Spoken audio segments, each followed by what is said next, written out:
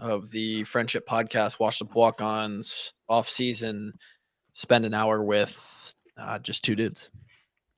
Right now it's two dudes. Technically, maybe three dudes. Drake's not here, but Gary. This is 2.5 men. You're tuning in. Gary? Charlie Sheen is not here.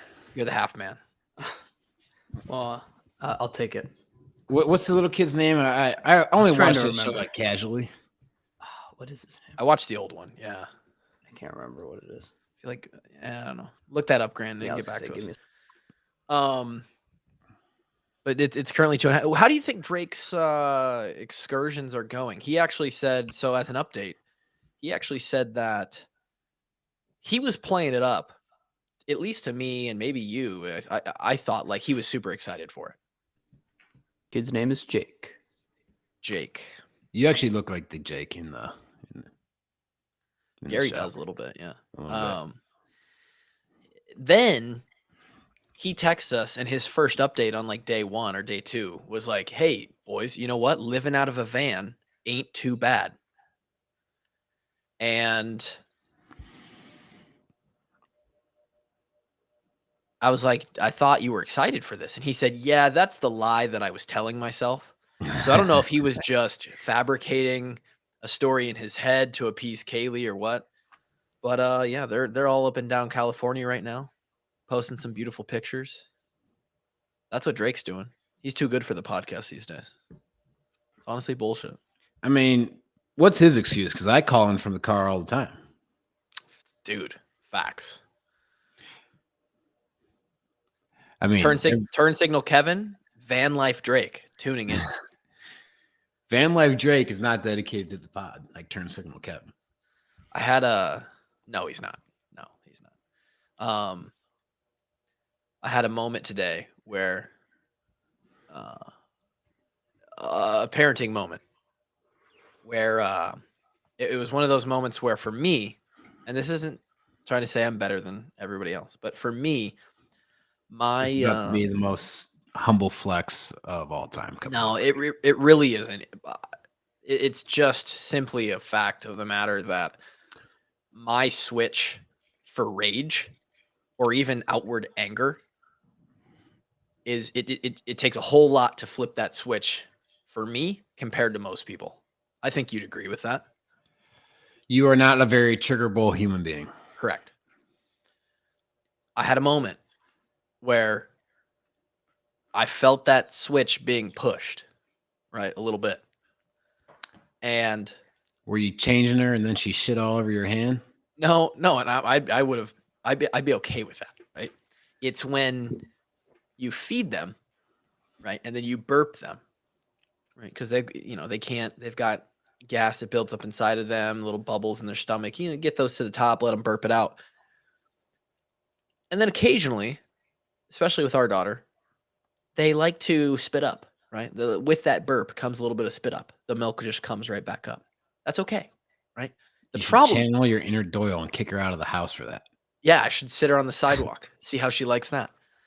The problem is I know this is coming, so I plan for it. I burp her, right? You hear a little burp, and then it's like, okay, we're gonna wait 30 seconds to a minute here because I know what happens. I wait maybe 90 seconds or 2 minutes. Like, all right, we're clear. Let's finish the rest of the bottle. The second that I pull her off of my shoulder, all over herself, me, the couch, the boppy pillow that she's sitting in.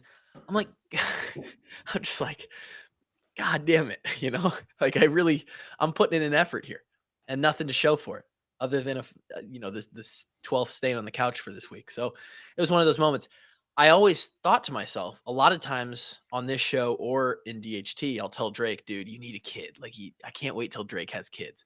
And I thought of Drake in that moment. And I thought, I don't know if Drake can handle kids. I think a dog is perfectly fine for Drake. I agree. It's enough for him to have to take care of and train. But if he fucks the dog up, it's not as bad as the kid, right?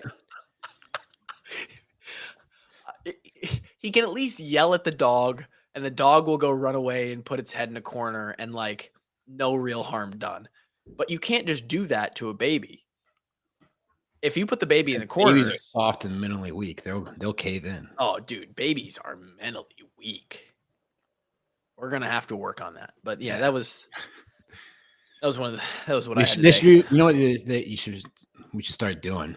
Mm. It's in the womb. You know how they used to have them listen to like Mozart music? Yeah. You gotta start like playing David- like Jocko's podcast. I was just gonna or, like, say having David Goggins' book on tape. That's what we gotta start doing. We'll start pumping out some animals in this country. They just come, just comes out of the womb and they're just doing push-ups. Can you imagine a little baby doing push-ups? Who's gonna carry the boats?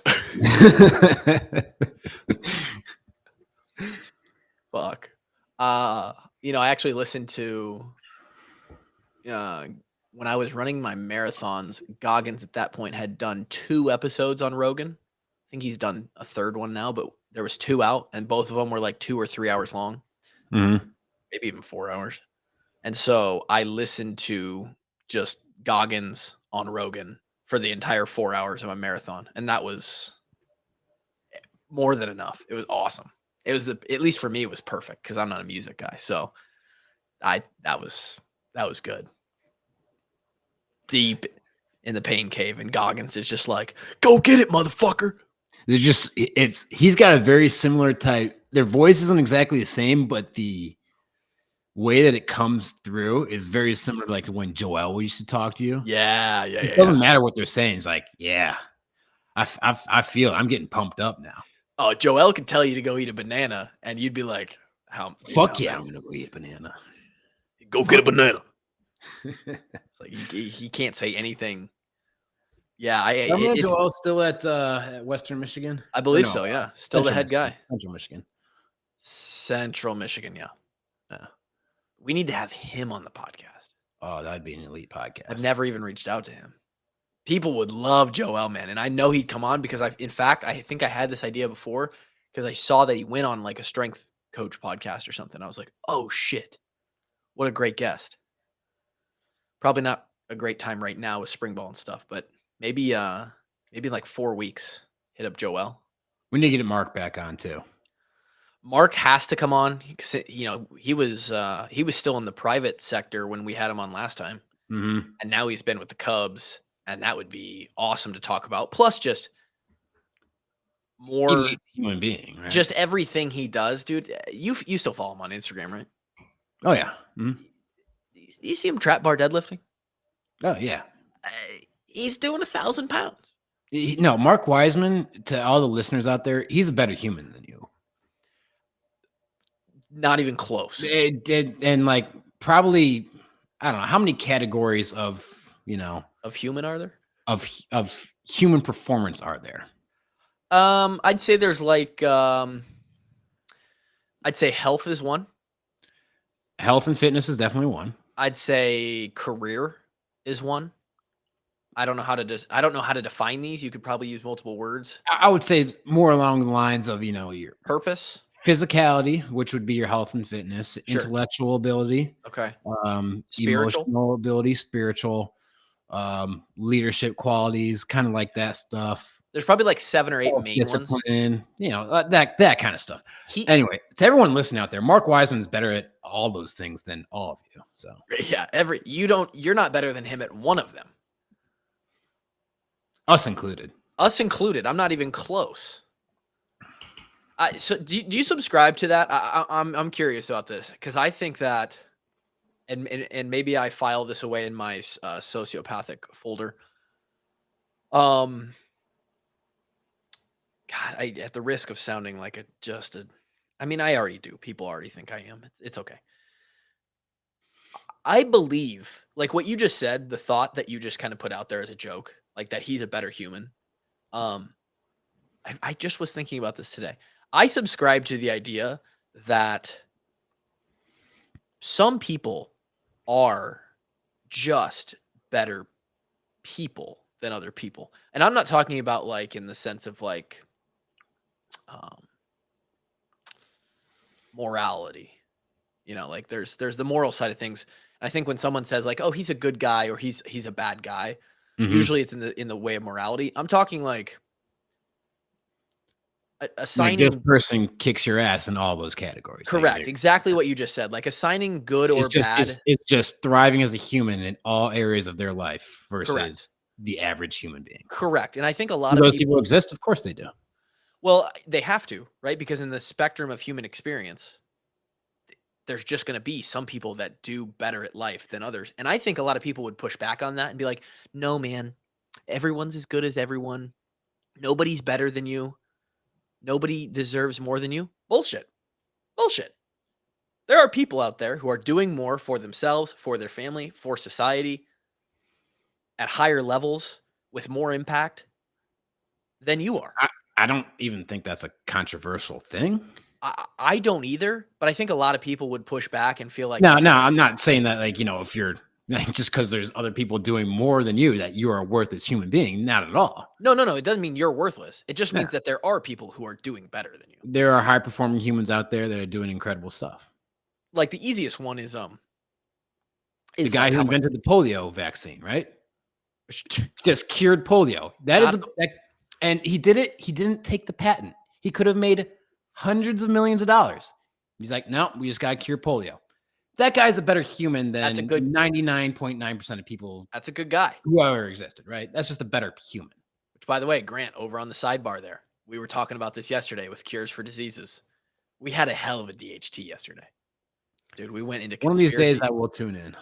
Dude, we went into conspiracy theories. We went into like it got deep. We got a whole new segment of like Grant's book club that we're gonna open up, which isn't even, it's not a book club, it's like a movie review club. First movie already on the docket. Grant, you a big movie guy? Not really. I mean, I don't know. We were just kind of we were talking like conspiracies and secret societies and stuff, and there was some movies that aligned with it. So that's how it kind of came up. But I don't know. I've seen like people were talking in Discord, like they're like, oh, like I can't believe Grant knows who Stanley Kubrick is. I feel like that's like not like I feel like I didn't have to be like a big movie guy to know who that was. I had no idea who he was until you talked about him yesterday. What if Grant is part of the Illuminati, or he's like the undercover FBI agent and he just infiltrated our podcast? He could have. Keep tabs on the Walkon Army. He's wearing a wire. Oh no. But Yeah. I don't know. I feel like if you are even able to have suspicions, then it's like there's no chance. Like if someone's actually undercover or like actually Illuminati, They're that good. And like for a secret society, I think you have no way of sniffing them out. They're that good. Interesting. I'm not sure.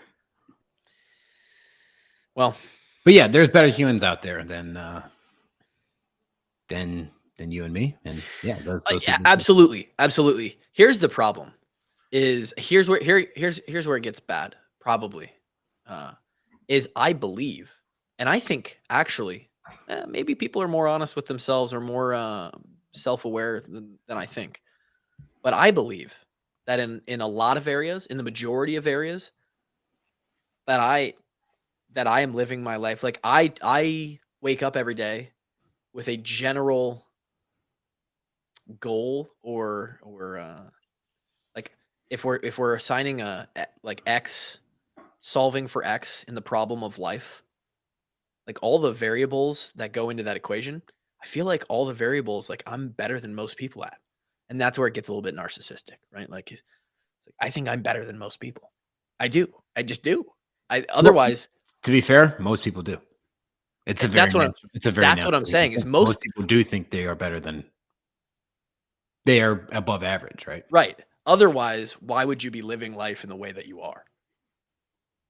Like, why would you live life in a way that clearly demonstrates that I'm like kind of bottom 10% of the human race? You know? Like, yeah, 3 out of 4 guys are better than me. Fuck it, I don't care. I mean, I think there's people out there that are just content with live their life the way they live it. I'm just like, hey, you know what? This works for me, and that's fine. And then if it works for you, it works for you, right? I guess. Speaking of David Goggins, by the way, I put him on the thumbnail of our podcast 2 episodes ago with when we were talking about the ultras and the. Oh yeah, is he going to come on now? No, but somebody on Facebook and it's Facebook, right? So how old is this guy? How good with technology and naive is this guy? I don't know. Some guy commented and said, David Goggins, question mark? And I responded back like, yeah, that's him, like on the thumbnail. Oh, he And thought someone. the guy responded with, is he coming on the show? And I was like, nope. That would be Sure an isn't. all-time get, though. Someone also thought that the title of that podcast, Grant, was this is actually shout out to Tim. He's my personal training client. He thought that the title of that show, which I made, does intern Gary know what a landline is? He misread it and had like a short like what's it called? Dyslexic moment. Landmine. No. He read it as, does intern Gary know what a landing strip is? And then he listened to the entire episode. He listened to the entire episode waiting. What are we going to talk about the landing strip? Yep. And then he went back and looked, and he's like, I didn't hear him talk about it. He went back and looked at the episode title, and then he texts me and he goes, oh, dude, I totally read this wrong. Oh, man, that's fun. So then the question is, Gary, do you know what a landing strip is? My parents listen to this podcast. That's my answer. Oh, He pleads the fifth. Poor guy. good man. Good man. Yeah, you're right. He's a better man than us.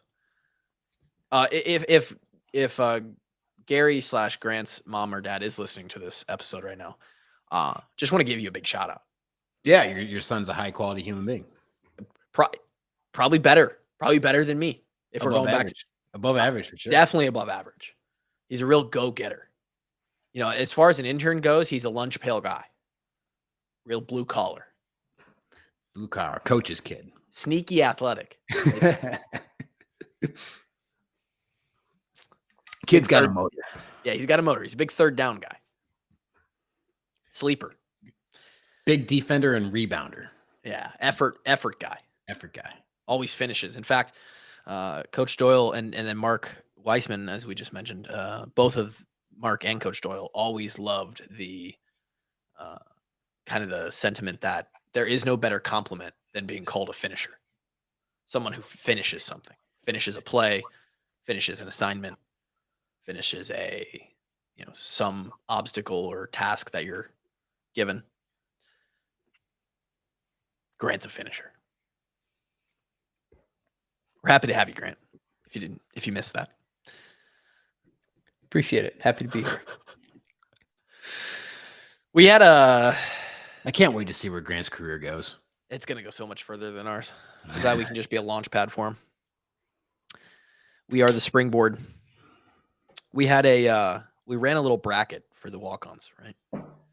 Which Drake, by the way, another asshole move. He tries to paint me as the asshole on this show, but let's be real. Ran a bracket. Many people had the 1 seeds, Alabama, Houston, Purdue as their winners. But one man who has already reached out to me because neither his bracket name or his ESPN username was his actual name. So glad he reached out to me. One man had the Yukon Huskies as the champion. California Hawk fan. CA Hawk fan. ESPN 9667835 is his ESPN account name.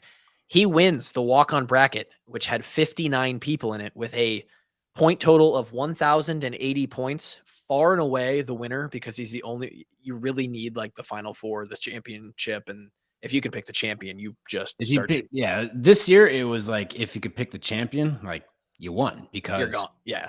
This I would love to see the ESPN stats, but this had to be one of like the lowest scoring averages for brackets like in a long time. I would imagine so because after him, second place only required 790 points. In fact, it only required 690 points because second place was a whole 110 above third. Well, I'm just looking at him right now at 1,080 points. He's in the 99.4 percentile. That is wild. That's crazy. So shout out to him for winning the bracket. Brian Ulrich You are second place. Gravel Grinder with the ESPN name DJ Lewis. You got third, and I'm actually going to pay out 5 spots here because the walk-ons. I personally made this decision as kind of I make the decisions around here.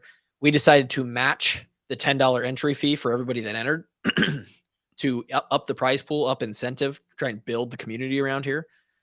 So if I do the quick math on that, excluding me, Kevin, I think that's it. Grant, did you pay me for some reason for this? Yeah, I wanted to juice the pot. Okay. Oh, just a good guy. Me and you paid, Kevin. We paid a lot, technically. Oh, yeah. You're right. Yeah. I was about to say. Us doubling the pot here means that you and I paid about $250 a piece to be in this.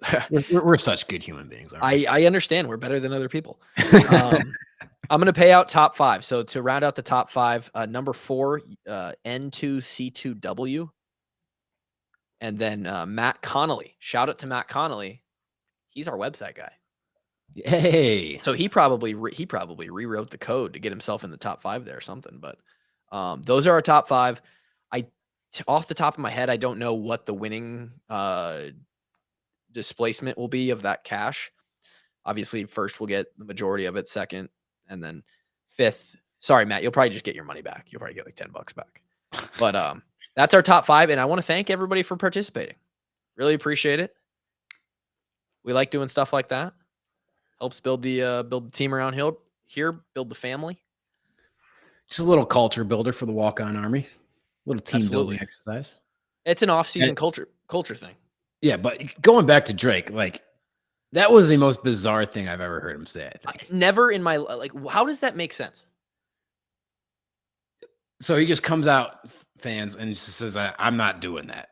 So I text it takes like 3 minutes if and he already has an ESPN account because he's played fantasy football.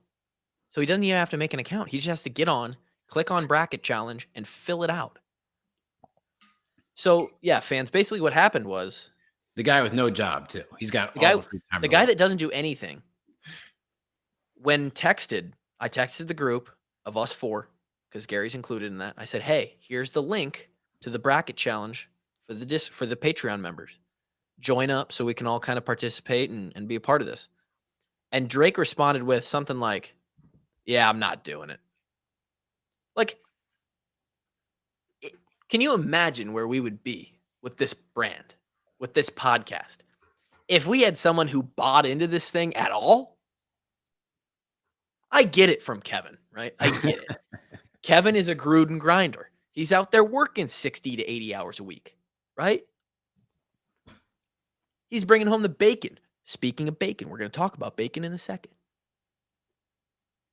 But Drake could train jiu-jitsu 5 hours a day.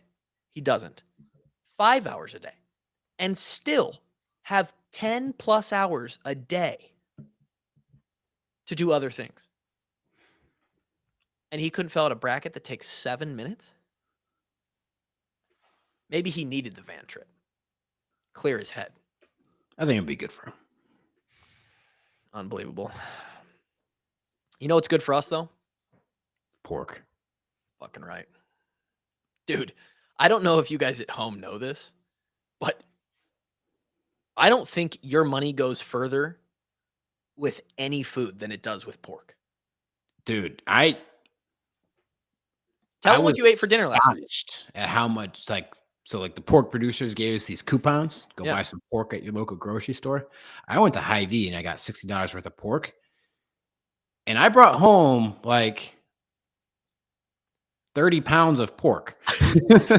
I'm telling you, you damn near needed another cart. It was insane, man.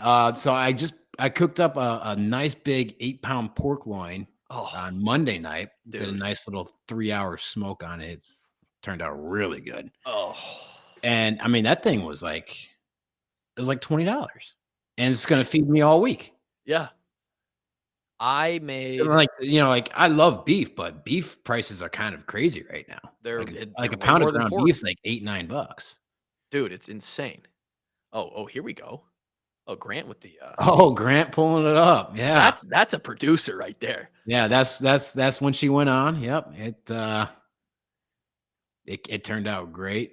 Just kept it nice and moist, and the flavor was fantastic. Oh, you kept it moist, huh? Oh, fuck yeah. That's the best way you want your pork, is nice and moist. We'll do some ASMR in here. Maybe next time, maybe at some point, we'll both make pork for the show, and then we'll eat it on camera, and we'll just sit here and eat and like. I got a pork butt in my freezer, and that'll be in the next project. Dude, that thing is fat. That's a long one though. That's a long smoke. What is that, like 8 hours? Oh, how big is it? It'll probably be 6 to 8 hours. Yeah, get a 'Cause decent you want that one on low temp, slow and low, and that's that you'll pull that apart and make some nice pulled pork sandwiches. Good butt meat there. Yeah. So it's actually misnamed. It comes from the shoulder of the pig. I don't know why they call it pork butt. Yeah, I don't know. Technically, would the pig's back legs both be his butt and his shoulder? Is that where it comes from? No, it's no, back legs would be the hips. You're right. So then does he have 4 hips or 4 shoulders? He's got 2 shoulders and 2 hips. Okay. The anatomy of a pig. Dude, yeah, I went and I only used one just because, well, frankly, I don't have enough room to store that much pork currently. I bought the biggest, thickest slices of package of bacon that you could buy. I bought 4 pork chops. I bought a fat pork loin. And did we get something else too? Ground pork, maybe? Or maybe that was it. And, $20 right off the bill. Shout out to the Washington County pork producers. Like, you're feeding the boys. Things coming, baby. You're feeding the boys now. We'll talk about pork. Feeding the boys is good too. I'll do a whole. Like I said, as far as like cost of protein, so like it'll beat beef, it'll beat chicken, it'll beat seafood, most seafoods at least.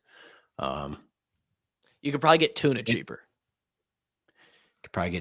Canned tuna from Costco. Mm-hmm. Yeah, but canned tuna is just hey, you want to lose weight? Just eat canned tuna. I mean, do you know how hard it is to overeat calories?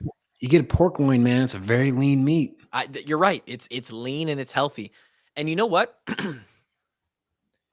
Everybody out there needs about you need a gram of protein per pound of body weight. You just do. If you want to be healthy, you got to be you listening right now, you need more protein. That is a fact. Just a fact. So shout out to them. Where do I want to go with this? I feel like we have to say something about it. Right. And that it's past. Right. It's past at this point. Right. Because it's a week past. We're over it. But people wanted the opinion. And I'm actually curious in the conversation. And before I even bring up the topic, I think, to be honest, the whole conversation is actually over because of what Caitlin said. But the whole Caitlin Angel Reese thing. Oh, yeah. Speaking of people who are better humans than you, Caitlin Clark's on that list. That is part of this conversation. Because we'll just get to we'll get there.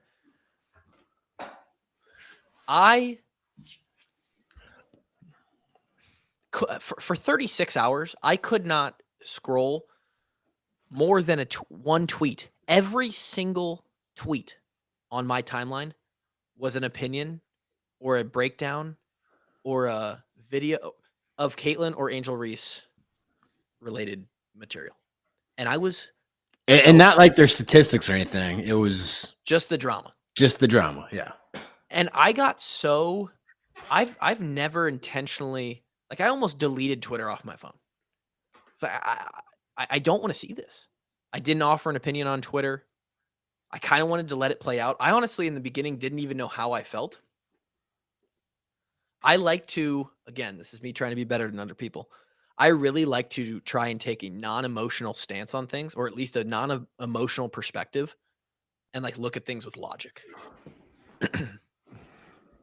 So logically, I looked at this and I said, you know what?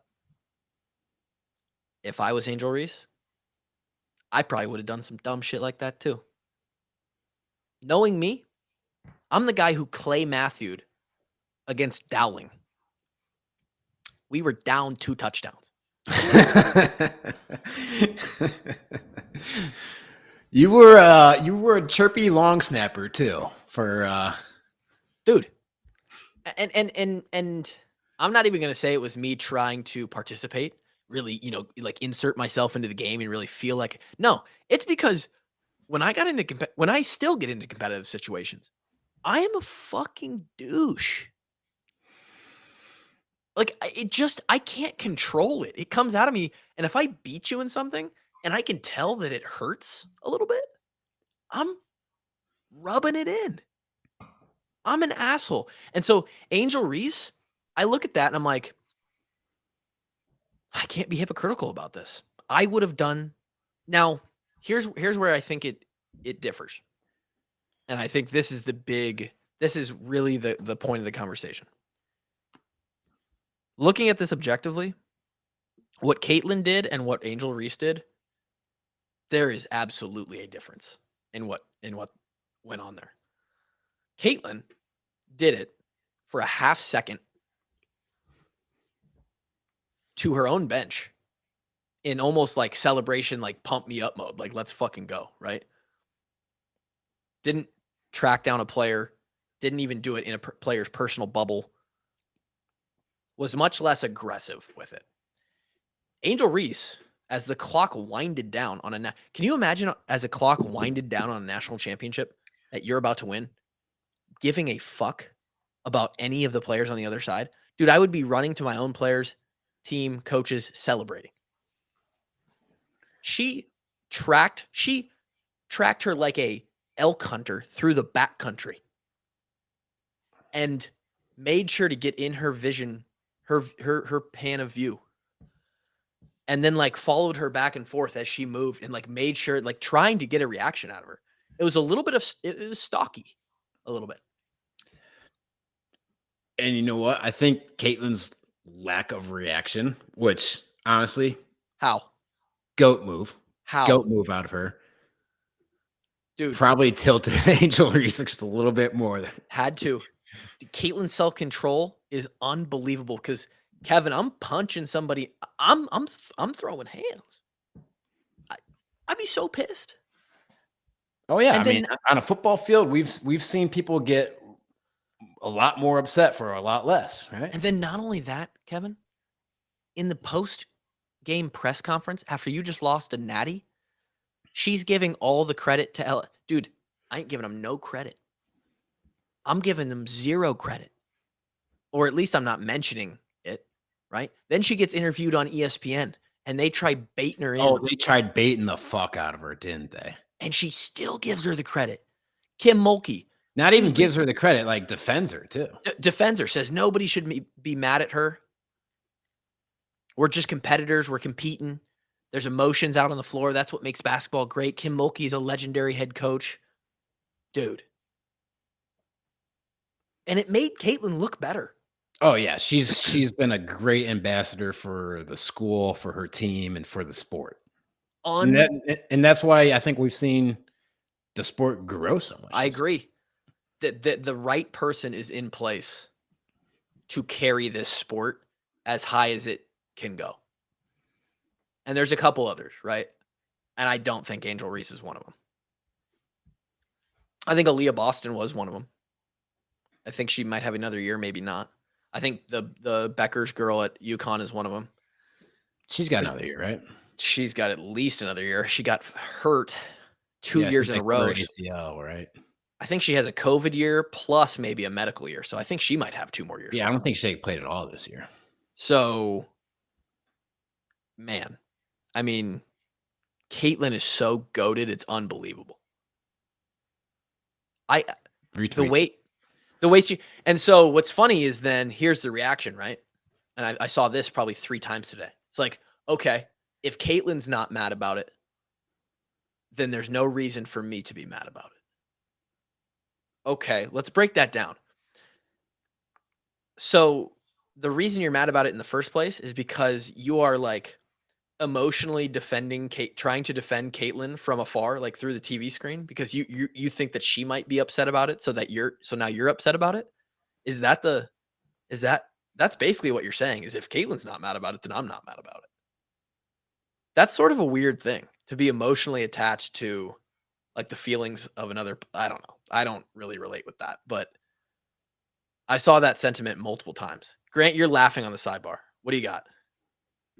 Well, I mean, like you said it a lot of times, like you're not the guy who lets teams ruin your day or whatever. But for us that are, like I'm gonna let this loss probably like ruin my next month. Like sometimes you need something to fire you up on Twitter, and No, but why would you let got it. yourself? Why? If I could choose not to, I would. But You have the just choice. deep down inside, and once it happens, you can't stop. Like it's like like I could pretend like I got to watch every game, and that's not gonna the result of the score doesn't matter, right? Sure, But deep down inside it does matter, and it's gonna make you happy or not. I don't relate with it, And man. I don't know, for those people, like I'm just saying that if you were getting mad, I have your back. If the sole reason you were mad was because because of just Caitlyn and you felt like you had to go out there and defend her, then I stand with you. The thing is, Dude. like, Caitlyn doesn't need you to defend her. That's what I'm saying. And you should never let someone else's life and what's happening from them or to them affect your emotional state. That is fucking crazy. I'll push back on Sports. that a little bit, like, because you can be happy for people, right? Like, if say they win, like, say the Hawks won that game, right? Sure. Be extremely happy for the team, for the state, and that'd be awesome, right? You are happy for them, but is that now truly affecting? Is that the same as like When don't I know. see my friends thrive, Mhm. it makes me happy. Mm. Kluver does not care about his friends succeeding. We just found that out. Okay. Interesting. Yeah, I think where we're coming to here with this is that And if I saw my friends like struggling, it'd make me sad. okay. And I think we've established that I struggle with empathy. We've known that for a long time now. But So let's bring it back to football, because that's what we know, right? Is like we are 5 years removed from it now, but you know, again, dude, we're old as fuck, by the way. My hamstring today. Oh my God. But still know a lot of the coaches, mentors, influences in our lives, and extremely happy for them when they are achieving success and rag through the gutter,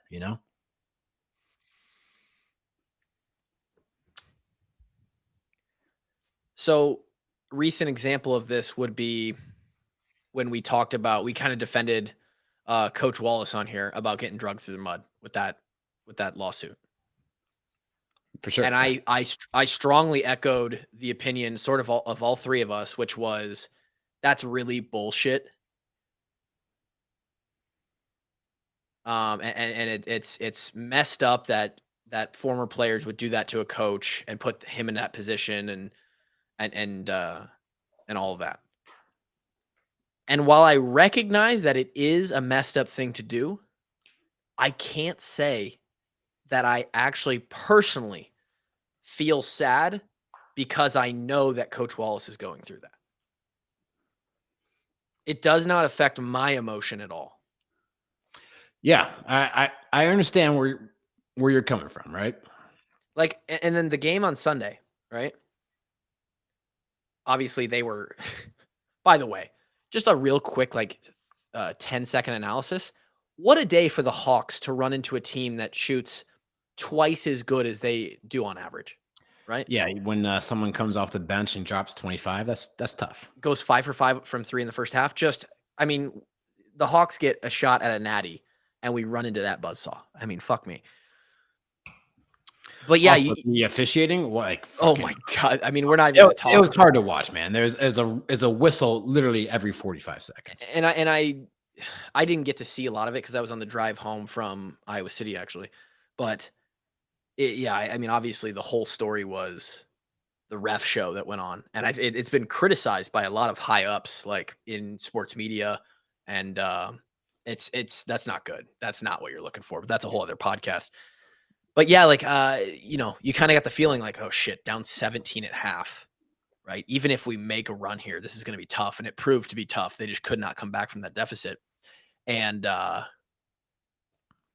like I was emotionally detached before the game was even over. Like I didn't feel sad for them or like it just. I mean, it doesn't ruin my day by any means, but you know, Grant's been on great. Grant. It would have been Grant's like, this ruined my whole fucking month. No, I just like, it's like we missed out on the positive. That's a shame. I don't go down, you know. Sure. I missed the lack of going up. I didn't go down. I understand that too. I think that I think I have the ability to open up and feel a little bit of the empathic positive, right? I think before this game, we win in the Final Four against South Carolina. Holy shit, what a high. It's built up over the next 48 hours for the championship. I did feel a sense of putting myself in Caitlin's shoes, in Gabby Marshall's shoes, in Coach Bluter's shoes. I felt a little bit of, holy shit, man, this is really, really cool. Because I could relate it back to when we made the Big Ten championship in 2015 and all the, you're like kings for a week. They were queens for an entire tournament, right?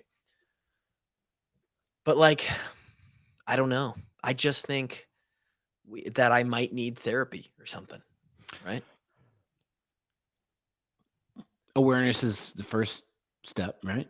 Being self-aware. Yeah, man, it's if we could do a whole podcast on this, that's a tough dichotomy, man. It's like you want to be able to be stoic and reserved and control your emotions. Yeah. But you also don't want to shut yourself completely off from your emotions either, right? Sure. Because your emotions do serve a purpose.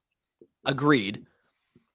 And I believe that most of the shutting off or ignoring of emotion, like 90% of it for me, comes in the form of sadness and anger. I can absolutely turn off and avoid and choose not to be sad and angry at a level that basically everyone on earth, I feel like, cannot do. Like I can just not be sad, and I fucking love it, dude. It's awesome. I mean, it's a great quality to have, you know.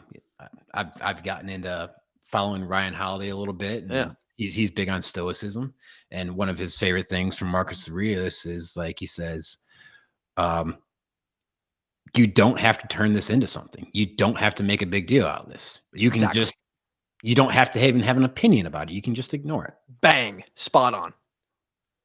But there are some things out there that I feel personally, you know, I'm not as smart as any of these other authors or ancient philosophers. You don't know shit about shit, okay? I don't know shit about shit, okay? But there's some things out there that deserve your emotion, your feeling, your 100% buy-in toward them. And when it comes to that, I feel like I have a good balance. Like, dude, the emotions I feel for my daughter are unreal.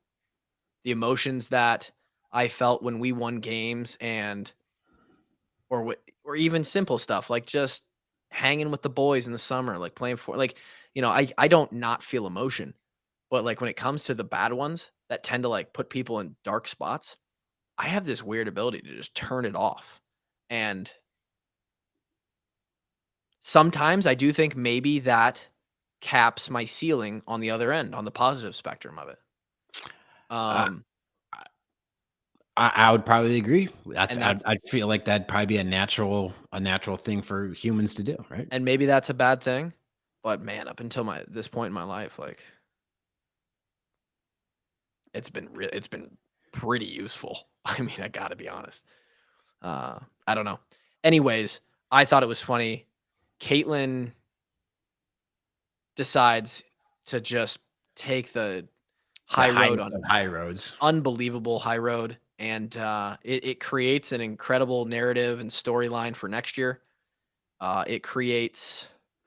It furthers her brand and the people that just love her. It is pretty cool to watch them get to experience that and do that for Iowa. Really, really cool. I hope that, we lose Monica and we lose Warnock, who's going to go to dental school. But, Stolke's going to play a huge role next year. Hopefully another couple young bucks step up and this team can still be a real contender for that Elite Eight Final Four level. I think, Gary and I had a conversation about this on, what was it, DHT, where we were using the G word that you don't like, the guarantee word, Gary? Oh yeah, no, I was getting nervous. You were throwing around the G word before the championship game. I was scared. I never guaranteed the championship. And hey, I mean, we had to knock on some wood, and I knocked on wood all day Saturday. I did my part. Right. And you put in your 40 minutes, and we talked about that, Gary. This team is a heavy favorite to make. With Caitlin Clark on your team, you are a heavy favorite to make the Sweet 16. At minimum, right? And then I think after that, you have to have some other pieces to kind of to battle amongst those top 15 teams in the country. And there's another element to the tourney where you have to be able to stay mentally locked in, physically locked in for 2 games in a row in a weekend, take a little time off, recoup, do it again, take a little time off, recoup, do it again if you want to go all 6 and win the thing. But I think there's a chance. I think there's a chance this team, and I tweeted about it, this team has a chance to help elevate Iowa women's basketball into a potential like blue blood situation. How awesome would that be to see? Like where, Caitlin is going to eventually leave and not be at Iowa anymore. Sad day when that comes.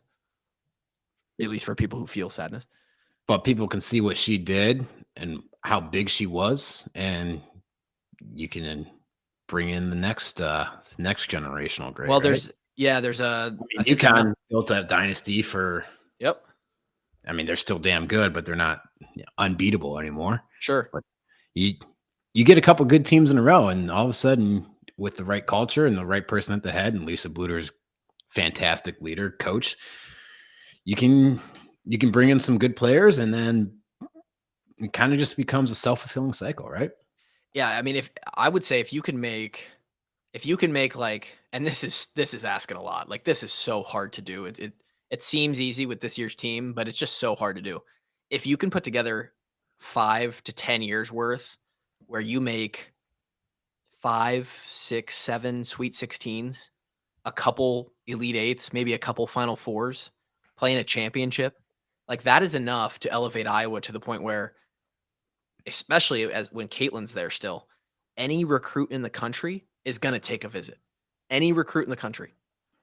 Oh, especially if Carver's selling out home games. Which, by the way, they've already shut down season ticket requests for next year. It's already full.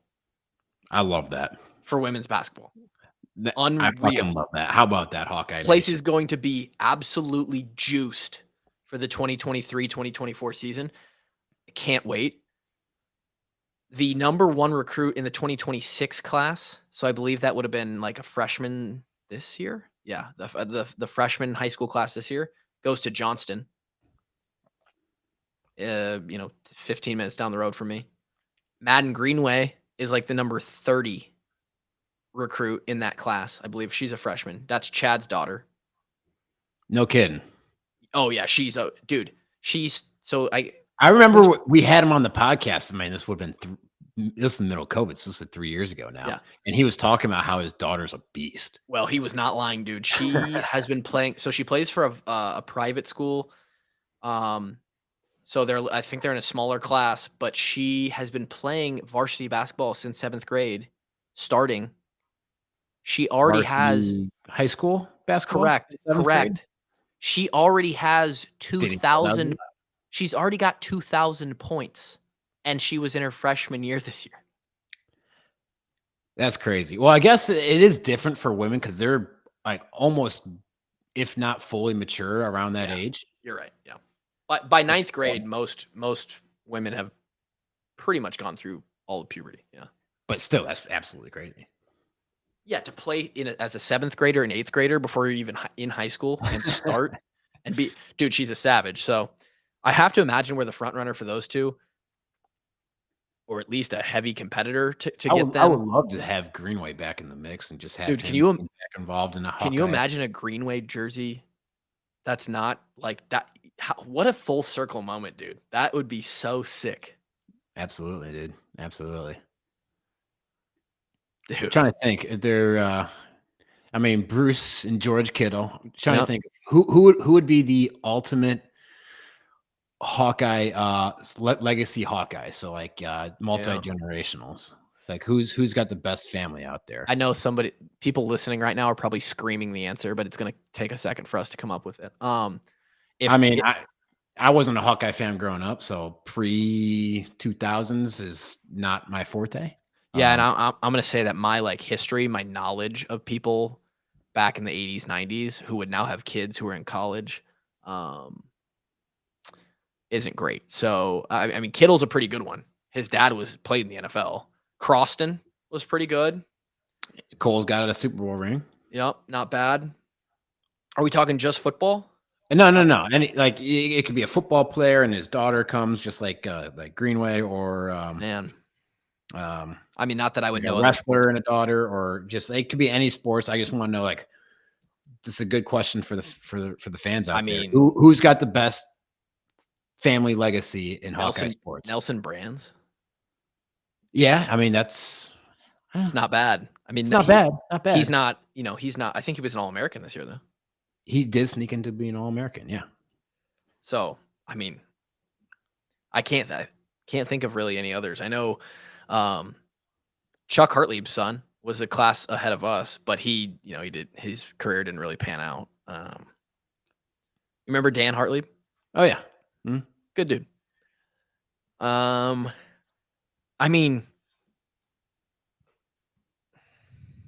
I don't know. If you go in basketball, you could go like the Marbles or ooh yeah, ooh that's yeah Murray. Yeah. I mean, oh yeah, fuck. I mean, that's the one. Yeah. I forgot. Yeah, see, that's why I don't basketball things don't come to my head as quick. Yeah, I was just thinking football. If Greenway's daughter comes and balls out, it's her. It's the Greenways. It's her and Chad. I wonder if there's any triple generation, quadruple generation. I'm sure there is. It's like my Hawks and my great grandpa played for the Hawks. That'd be sick. I definitely don't know any people that are that generation that played and then have two other generations within the Hawkeye family, but it'll be interesting. I don't even care if they're good. If you just have, I think if you have like 4 generations of Division I athletes that all played for the Hawks, I think that might be the automatic winner, just based on volume. I agree. Anyway, the Hawkeye ladies basketball team they've got a shot to establish themselves here. I think they've already laid the first few stones in that groundwork. So, be interesting to see the next couple years what happens. But future's bright. Future's bright. I'm gonna wrap it up there. I don't have much more. I will say, if you are listening to this, it is Monday. The spring merch store is open. We've got Campbell Anger 2024 shirts available. We've got Known for Great D available. That's kind of like a low-key great shirt. That honestly, that might do nummies. Dude, let me see if I can pull it up here on the You might have to send that one out to the in-house crew. I know that Wallace already hit me up and was like, did you guys turn this into a t-shirt? And I was like, talking about the Campbell Anger one. And I was like, fuck yeah, we did. And he goes, I said, do you want some? He goes, yeah, send me some. So he definitely. So here's a little snapshot of what we're working with. The known for great D one's going to do numbers. I already know it. I want one. I want one right? bad. Yeah, I mean, we'll get you one. So it looks like we've got that in the crew neck as well. That's funny as hell. That's a good T-shirt. Who came up with that one? Is that a Drake one or? No, that was I've been wanting to do something with the allusion to the defense as just D, and obviously like that one's gonna do absolute numbies. That one and the I don't know why they didn't use the Jack Campbell one for the promo here, but then the Walkon's got a new design as well, a little updated sort of aesthetic. I like that gray sweater. Yeah, you like that? Yeah. So rep the Walk-ons. If you are a Patreon member, remember you will get the codes that you have access to and have had access to, 10, 15, and 20% off. Those codes will work in this store. So sign up now if you haven't. And if you're planning on buying a piece of merch, even just one piece of merch from this drop, by signing up for the Patreon, you will end up paying for your Patreon subscription for at least a month or two, depending on how much merch you buy.